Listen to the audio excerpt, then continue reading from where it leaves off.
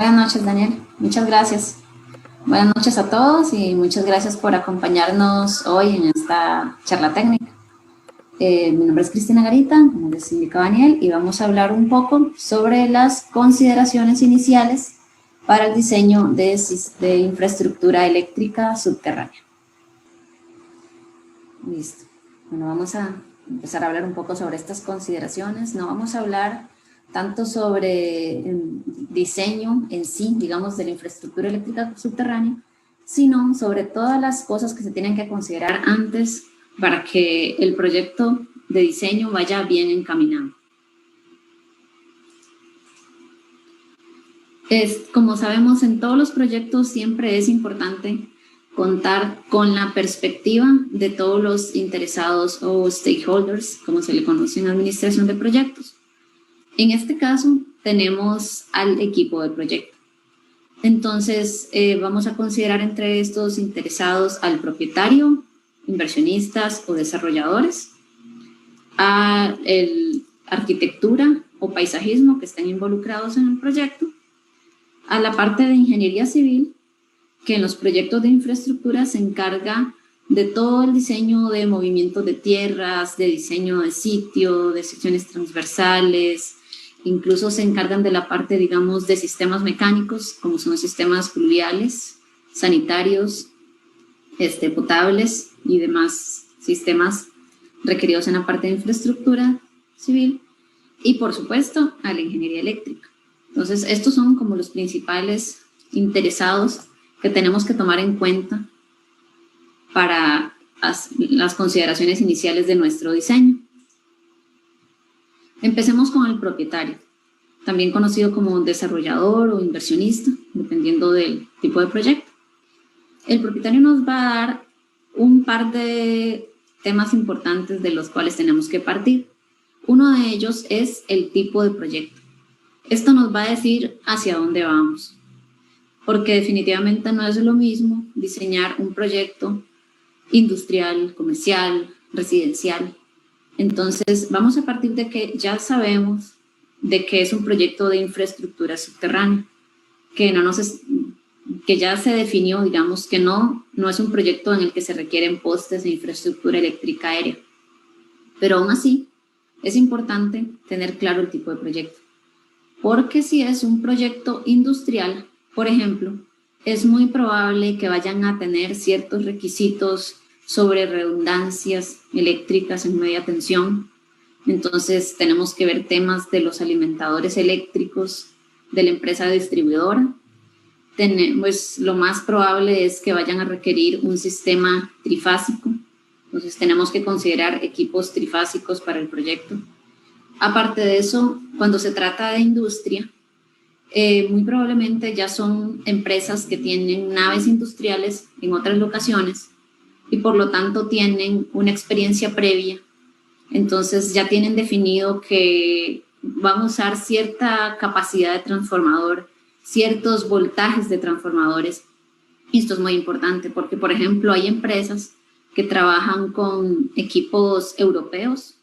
Entonces, no podemos asumir que van a ocupar un transformador de 500 kilovoltamperios y 120/08, porque es muy probable que sea un voltaje completamente diferente para sus equipos que ya los tienen preestablecidos.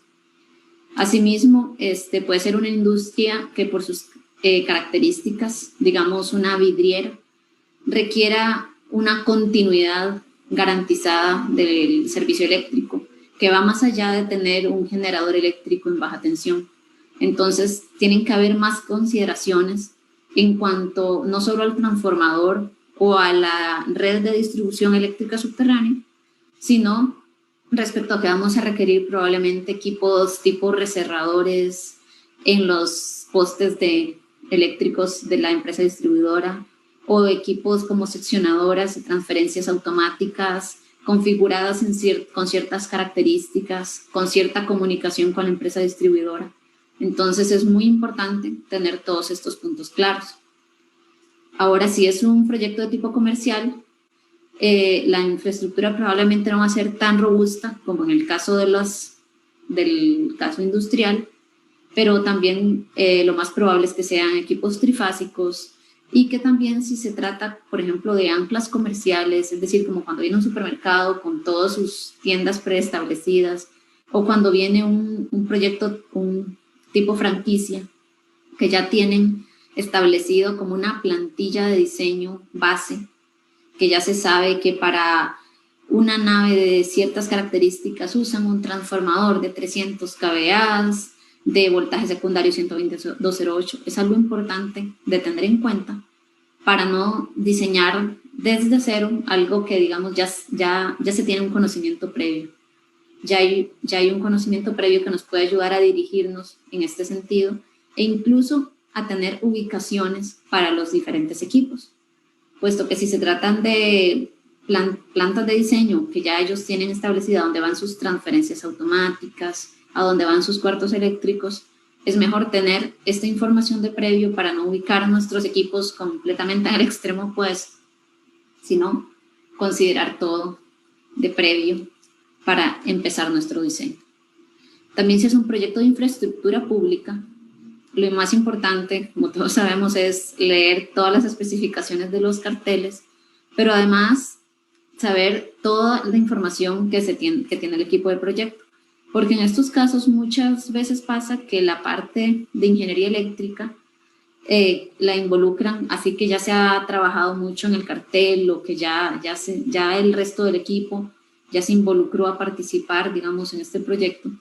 Entonces es importante conocer toda la información de fondo, todo lo que ya se ha pedido, digamos, por otras instituciones, si requieren algún tipo de bombeos particulares y nuestros equipos tienen que estar ubicados en ciertas zonas, si la empresa de servicio eléctrico ya les preestableció el tipo de iluminación, las características.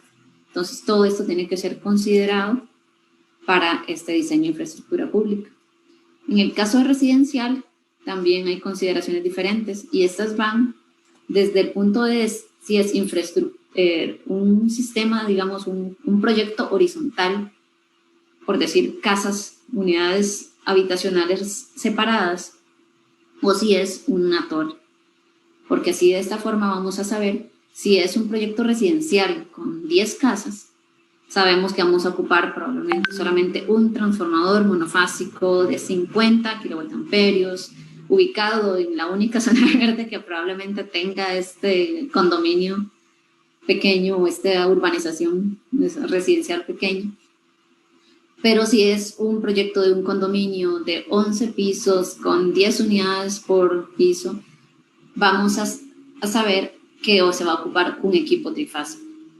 Entonces, este equipo trifásico para considerar los ascensores, para considerar plantas de tratamiento de aguas residuales, para considerar probablemente piscinas o algún otro equipo de bombeo que se requieran en este tipo de proyectos. Entonces, es muy importante tener esto en cuenta.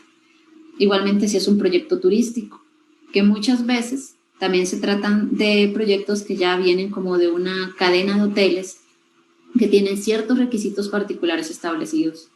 Entonces, es mejor tenerlo claro para tener toda esta lista de requerimientos y así poderla plasmar en nuestro diseño, incluso como en nuestros planos, digamos, de anteproyecto, previos al diseño, e ir bien encaminados.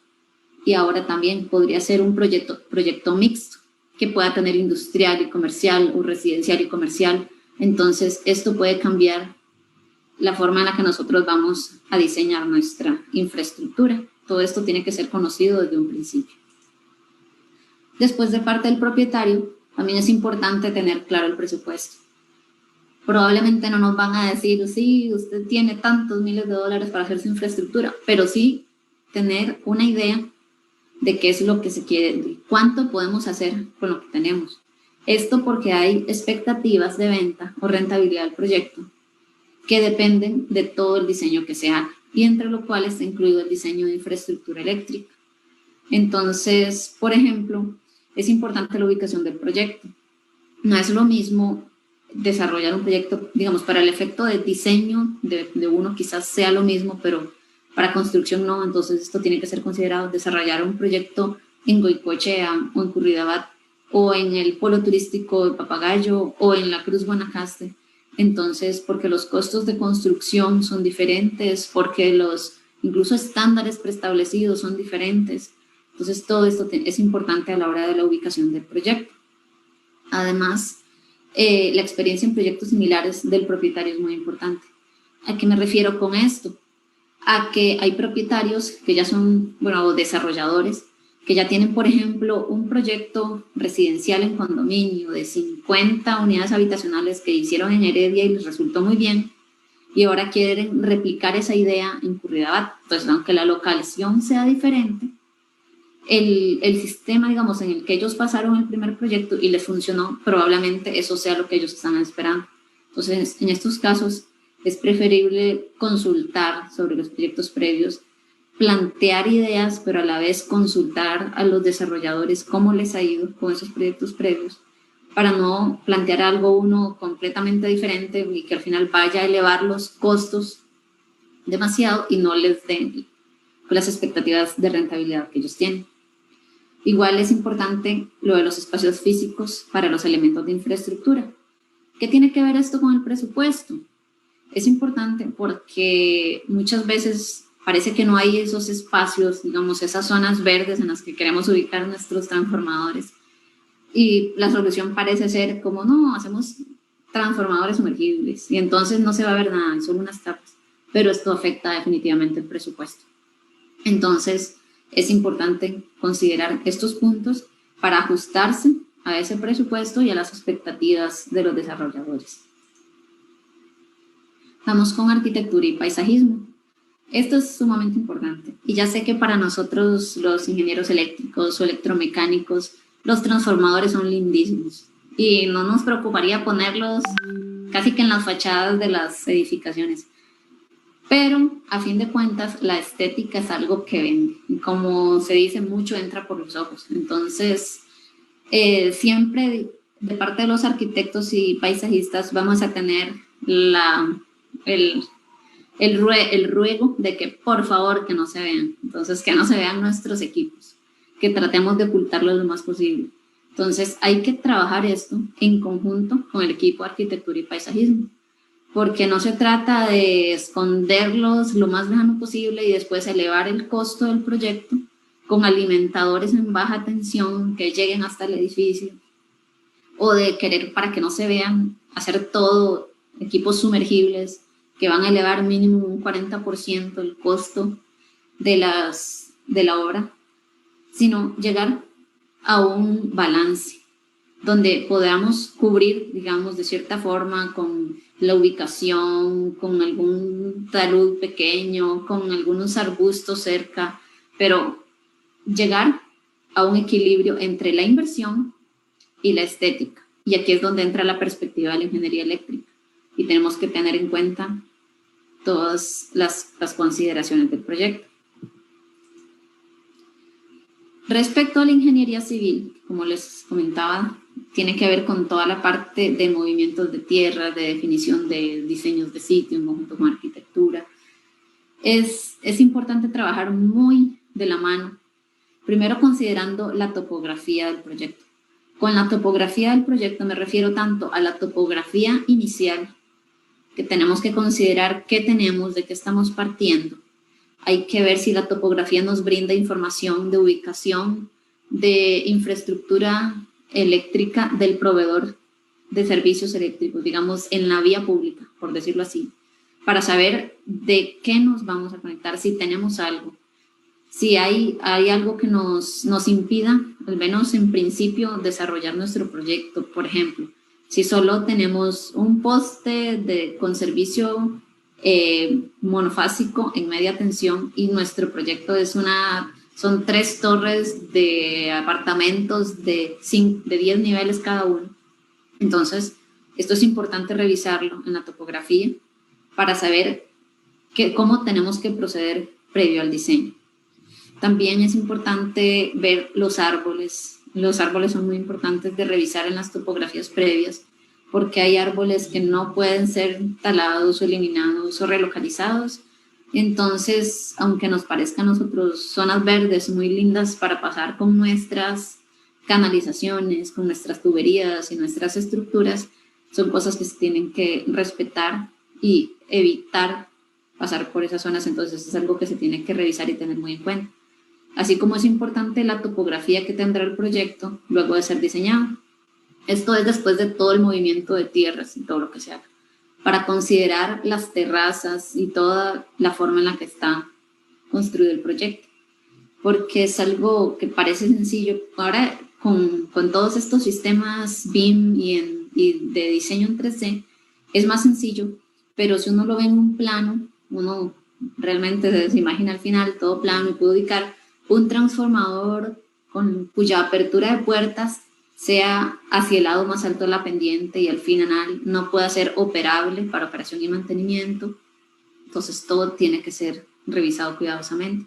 Las secciones de calles o accesos, esto es para ver a dónde tenemos aceras, a dónde tenemos zonas verdes, a dónde podemos ubicar a nuestras cajas, para ver si hay zonas donde no vamos a poder ubicar cajas en aceras o zonas verdes y tenemos que ubicarlas bajo superficies de rodamiento, que esto va a encarecer un poco el costo de la estructura, puesto que hay que hacerla, hay que reforzarla para que soporte el tránsito vehicular, pero sí es importante hacer toda esta revisión previa. Así como ver áreas comunes y áreas privadas del proyecto, esto es principalmente en el caso de condominios, porque uno no puede acceder con infraestructura, digamos, que es común en áreas privadas. Por ejemplo, si estamos en una calle de un condominio, podemos ir con la infraestructura eléctrica que va hacia el transformador, pero no podemos pasar por el jardín de una propiedad. Entonces, tiene que revisarse todo esto, cómo están definidas las áreas privadas y las áreas comunes de un proyecto para evitar estos inconvenientes y no plantear un proyecto que parece viable en principio, pero que va a tener problemas a futuro. Igual con la ubicación de las estructuras de los sistemas mecánicos. Aquí entra en juego la importancia también del BIM y de toda esa coordinación de sistemas para no diseñar uno como en el aire y después darse cuenta que ubicó todos los sistemas eléctricos encima de los sistemas potables. Entonces sí es importante considerar si ya hay una ubicación previa de sistemas mecánicos. Aquí a veces en esta parte casi siempre toca ceder un poco a la parte de infraestructura eléctrica, porque dichosamente no nos vemos afectados por la fuerza de gravedad, en cambio los sistemas mecánicos sí. Entonces muchas veces hay pozos pluviales, hay tragantes, hay estructuras que están ubicadas en cierto punto y no pueden ser reubicadas, entonces nosotros tenemos que coordinar estas cosas y es importante de nuevo la topografía y todo para tener en cuenta puntos bajos, puntos altos, para saber a dónde podrían ir otros equipos y dónde no podemos ubicarlos nosotros. Vamos ahora con la parte de ingeniería eléctrica. Aquí, aunque no estaban en la lista de los primeros involucrados, por supuesto que están las instituciones. Entonces, es importante tener en cuenta los requisitos de las instituciones previo al diseño. Esto es hacer una estimación de cargas. Sabemos que la estimación de cargas a nivel de infraestructura es diferente de las cargas que se estiman a nivel de diseño, digamos en baja tensión, por decirlo así, de una casa. Sabemos que si uno diseña una casa, aunque sea muy pequeña, el resultado final van a ser más de 30 kVA, van a ser 50 kVA, depende de los equipos. Pero cuando se diseña desde el punto de vista de infraestructura, se consideran ya parámetros previos, se consideran estadísticas previas de consumo de la empresa distribuidora que nos ayudan a definir esta estimación y a saber cuánto va a ser el consumo estimado de cargas instaladas, es decir, de transformadores instalados en un proyecto y de consumo del proyecto. Teniendo esto, es importante hacer una visita previa a los proyectos. Esto es sumamente importante porque aunque tengamos una topografía, aunque tengamos incluso fotografías, muchas veces sean de parte de otros miembros del equipo del proyecto que tal vez no andan viendo cómo se ven los postes, que sería lo que nosotros vamos a buscar, cómo está la infraestructura alrededor del proyecto. Entonces, la visita previa nos permite ver que el proyecto no es una isla. No podemos diseñar un proyecto perfecto en el interior del proyecto, digamos, y como les decía antes, decir, este es un proyecto trifásico y tiene 5 transformadores trifásicos, y cuando ya lo van a construir van a decir, pero ¿cómo hacemos si afuera lo que tenemos es un poste con servicio monofásico en media tensión? Y nadie ha considerado eso. Entonces, la visita previa es algo sumamente importante que tiene que hacer el ingeniero eléctrico antes de empezar el diseño del proyecto, para ver todas estas características externas del proyecto antes de diseñar. Aquí también vamos a ver en la visita previa, de acuerdo al tipo de proyecto, si hay opciones de redundancia. Como les decía, en el caso sobre todo de proyectos industriales y comerciales, si hay opciones de redundancia, si hay doble circuito existente de parte de la empresa proveedora del servicio eléctrico, o qué opciones hay. Ya con la información anterior, lo de la estimación de cargas, visita previa, demás características de tipo de proyecto, podemos establecer la solicitud de disponibilidad del servicio eléctrico a la empresa distribuidora. Esta solicitud de disponibilidad es preferible hacerla como lo más específica y lo más detallada posible. Al menos, en caso, yo siempre trato de hacerla muy detallada, diciendo el proyecto es de este tipo, va a tener una carga instalada aproximada de tanto, una carga demandada de tanto, van a tener tantas unidades, va a estar ubicado en tal lugar, hay que especificar planos de catastro, preferiblemente coordenadas también, ya sea de Google Earth o así, para que la empresa de servicio eléctrico nos pueda decir si hay servicio eléctrico en esa zona. Incluso esto es importante, por ejemplo, aquí en Costa Rica hay zonas de Heredia que son servidas por la compañía de servicios públicos, la empresa de servicios públicos de Heredia, otras son servidas por la Compañía Nacional de Fuerza y Luz. Entonces, aquí va, en la visita previa ya nos puede decir de quién provee el servicio, pero aparte de eso hay que después hacer la disponibilidad para saber hasta dónde está llegando.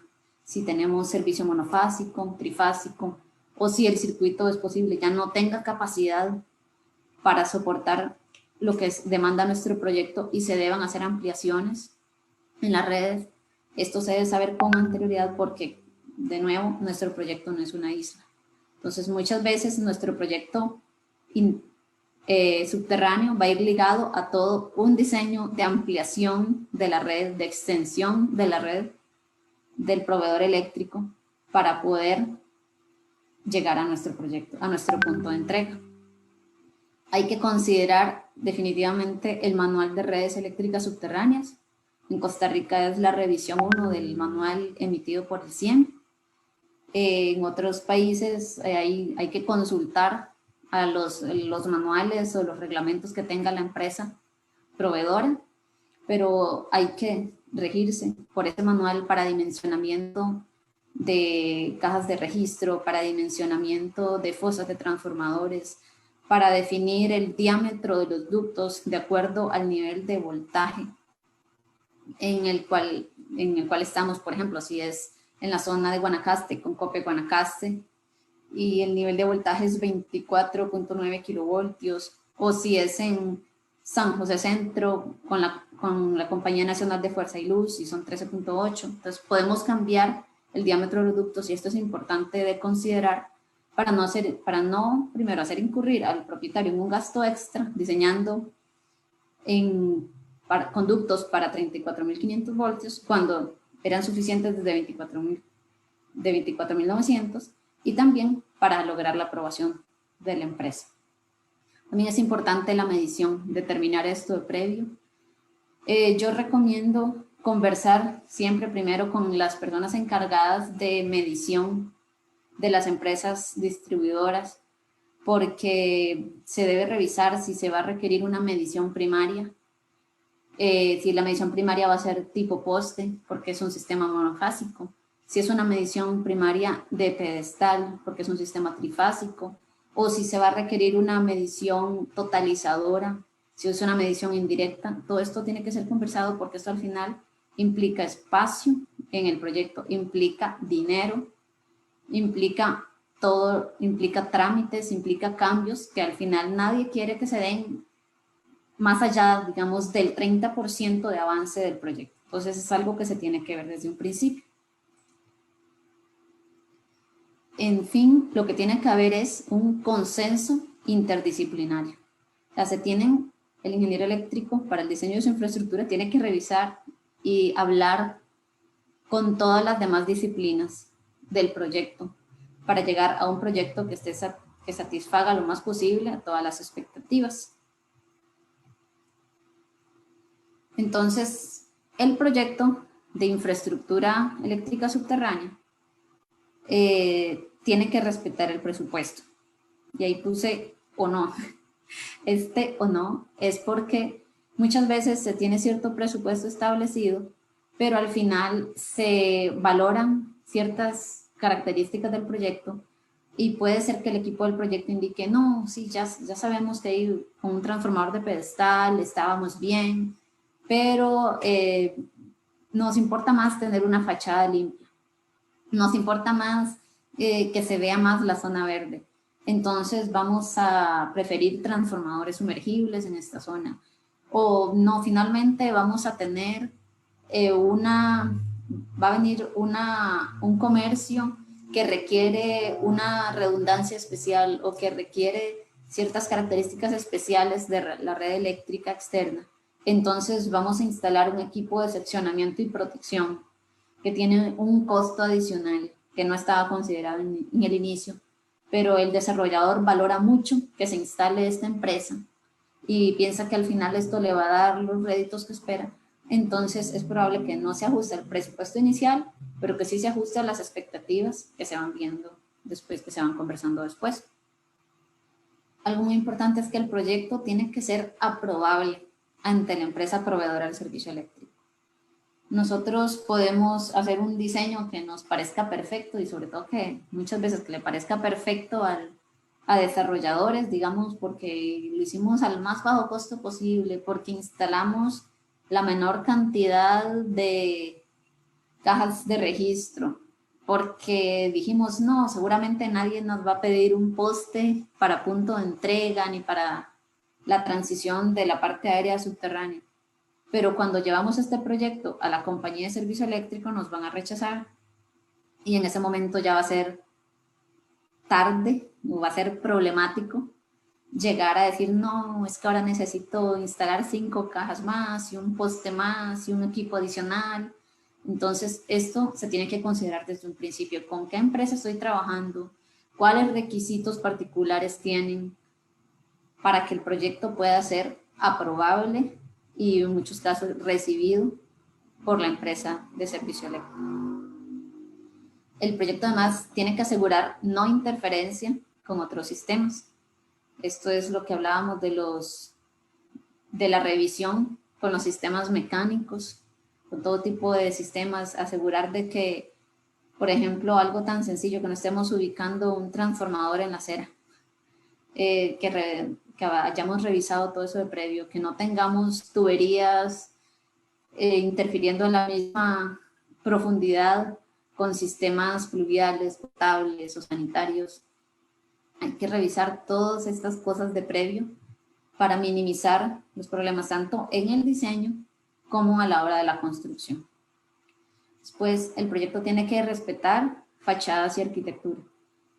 Como les decía, nosotros, para los ingenieros eléctricos, es lindísimo tener un transformador al frente de un edificio, no tenemos problema, pero sí es importante respetar el criterio también de arquitectura y del resto del proyecto para poder tener un proyecto limpio y funcional. Concilia con paisajismo también.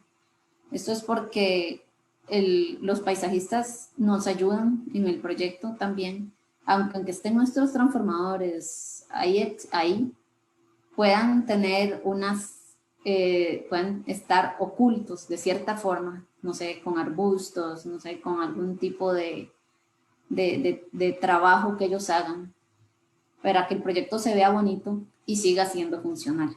Pero es mejor conciliar todas estas cosas que diseñar a como nosotros nos pareció bien y después que el proyecto no sea tan agradable. Además, como les decía anteriormente, el proyecto tiene que considerar las estadísticas de consumo. Esto es la demanda máxima diversificada de la empresa eléctrica.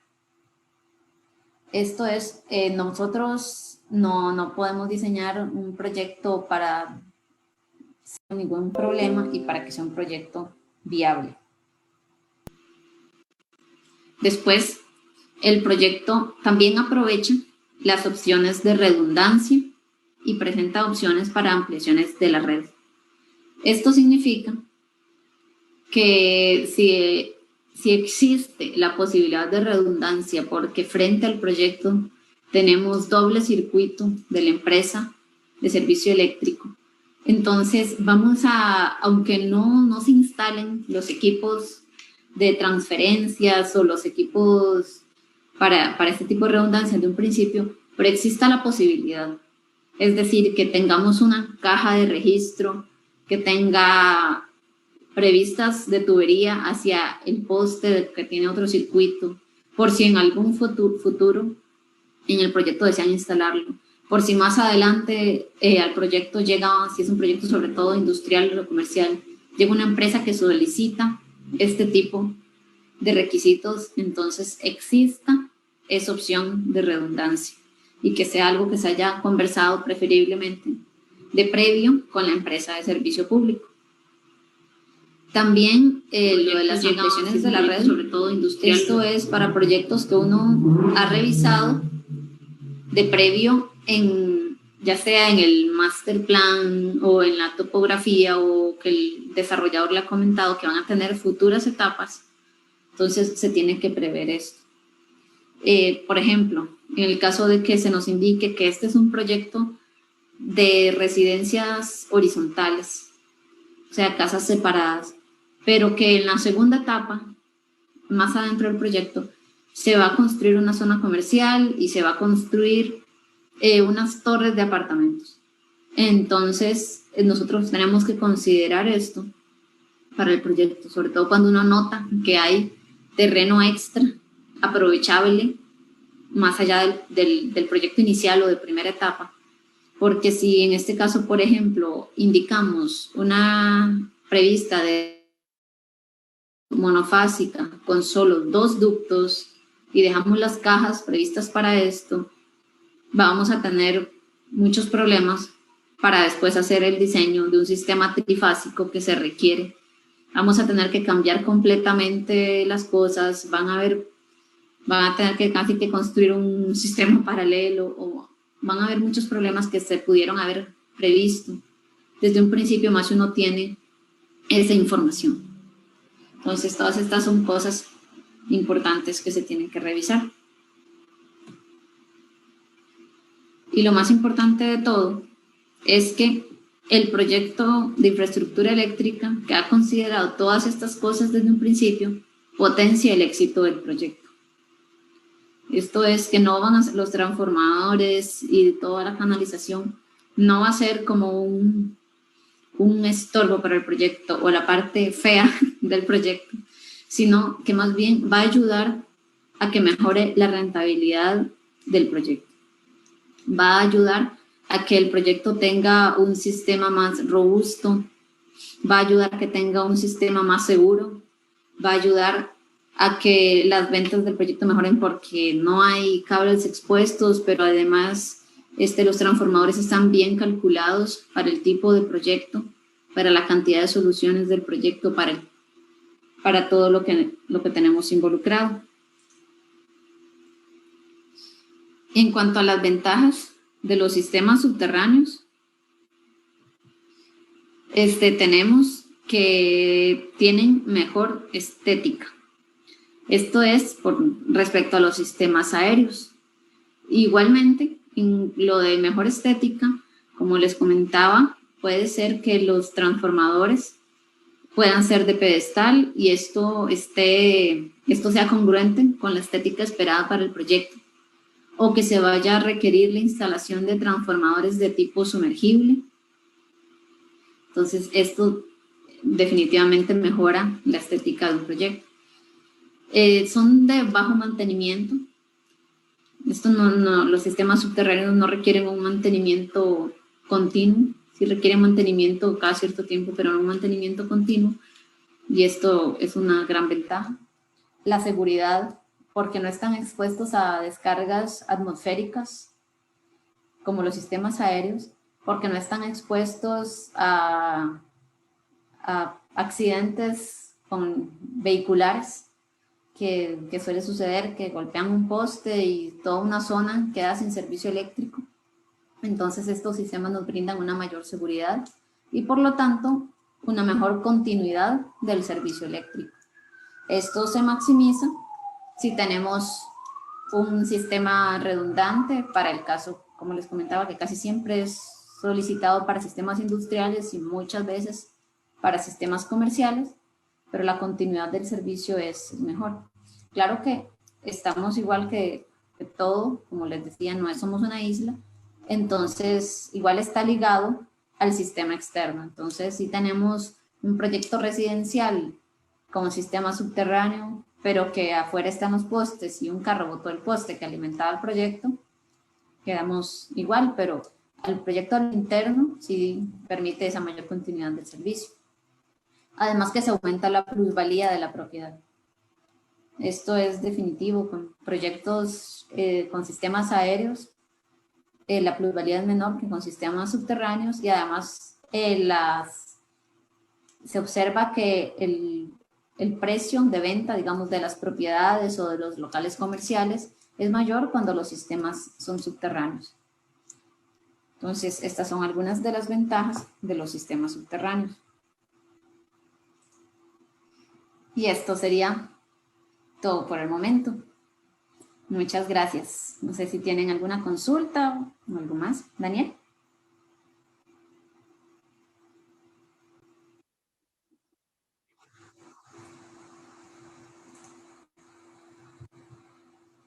Bueno, muchísimas gracias, Cristina. Sí, aquí algunas consultas. Eh, Nos pregunta Jorge Ignacio Mata. Dice, buenas noches, muy buen taller. Tengo una consulta. ¿Por qué en proyectos comerciales e industriales no se acostumbra a diseñar con transformadores secos de media tensión, ya que el manual de redes subterráneas lo permite? Además, sirven para la parte arquitectónica, ya que no van a contrastar con la fachada del edificio.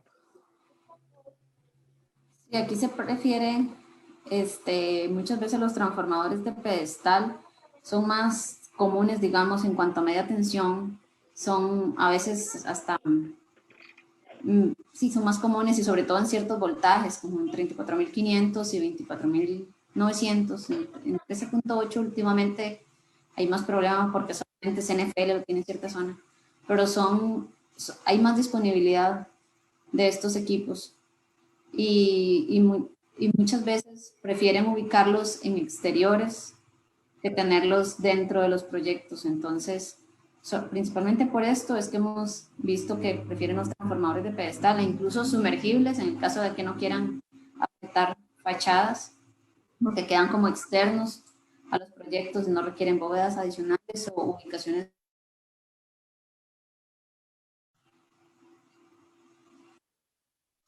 Hay un tema que usted tocó muy interesante y lo recalcó varias veces y tiene que ver con ese equipo multidisciplinario, pero de que el ingeniero eléctrico puede estar incluido desde etapas muy iniciales del proyecto. Personalmente, en muchos proyectos en los que yo he participado no ha pasado y eso siempre es un gran problema Claro. por el presupuesto. Casi siempre los que hacen el presupuesto eléctrico no son no son ingenieros eléctricos, ¿verdad?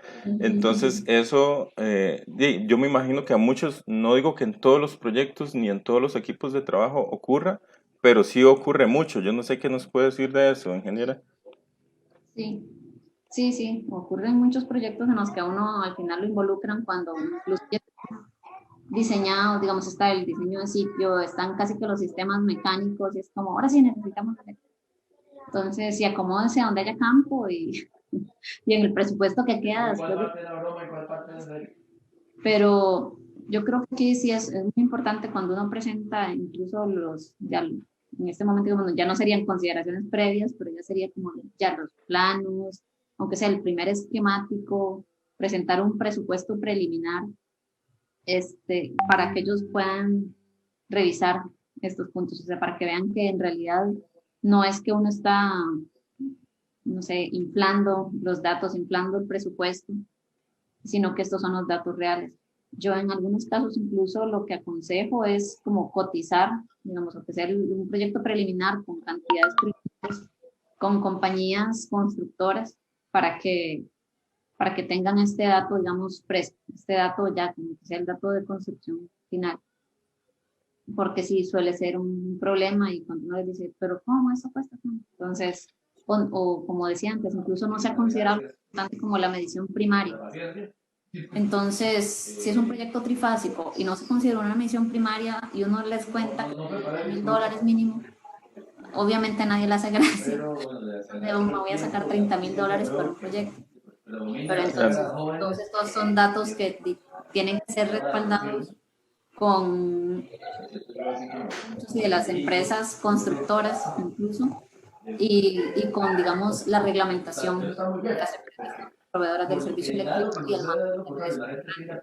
Claro, hay un tema aquí que tiene que ver también con lo que tocaste de temas arquitectónicos y fachadas. Y es que, bueno, yo me he topado con algunas empresas distribuidoras que cuando se le va a donar el transformador a ellos, pues digo, obligan a que el cliente necesariamente tiene que instalar el transformador de pedestal en el límite de propiedad. Eso tiene que ser así porque si es así, pues ya nos limita mucho, ¿verdad? Alguna decisión que permita una fachada arquitectónica más bella, digamos. Sí, sí, ellos sí, casi siempre lo que buscan, sobre todo, lo que me ha pasado es que buscan accesibilidad. Entonces, ellos buscan accesibilidad y facilidad para la operación y mantenimiento a las empresas proveedoras. Entonces, sobre todo en condominios, a veces es un problema, sobre todo por el acceso, porque después la seguridad no va a permitir el acceso, si hay algún problema, entonces es como un problema de quejas de los propietarios porque no se atiende un tema, pero problemas de seguridad porque no quieren dejar entrar a alguien externo. Pero en general yo siento que sí se puede como llegar a un consenso de ubicar los transformadores como en una zona accesible y operable para la empresa digamos, de proveedora del servicio eléctrico.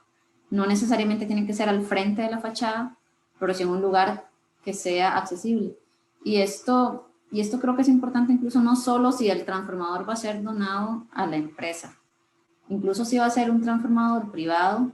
A veces suena muy bonito decir, como es privado lo pongo en un sótano y lo encierro y le quedan 5 centímetros a cada lado, pero cuando pase algo, se van a acordar todos del ingeniero eléctrico. Nadie va a decir, ay, qué lindo el arquitecto que me dejó la fachada linda, sino van a decir, cómo al ingeniero eléctrico se le ocurrió ubicar eso ahí y ahora nos va a explotar todo, o ahora no podemos sacarlo de ahí, no podemos cambiarlo. Entonces yo creo que es algo importante de comentar, digamos, el tema de operación y mantenimiento, incluso el tema de instalación, porque a veces uno puede decir, voy a ubicar ese transformador aquí en este espacio donde le quedan 10 centímetros a cada lado, aparte de que es algo problemático por temas de ventilación del equipo, es algo problemático para instalar, porque tenemos que calcular que una grúa tiene que instalarlo ahí y que el brazo lo más que le puede dar son 6 metros, entonces que va a ser igual un problema a la hora de simplemente instalarlo sin llegar al tema de operación y mantenimiento, va a ser todo un tema. Entonces creo que esas son cosas que sí son importantes ver y tal vez yo a veces siento o sea, sí se puede conversar con empresas de servicios eléctricos, pero también no solo decir, sí, es que ellos lo piden así porque, no sé, ellos tienen esa maña, sino verlo desde el punto de vista real de operación y mantenimiento. O sea, que después sí se va a requerir, no mañana y tal vez no en 10 años, pero quizá en 20 años hacer algún cambio. Y sí es importante tener esa accesibilidad.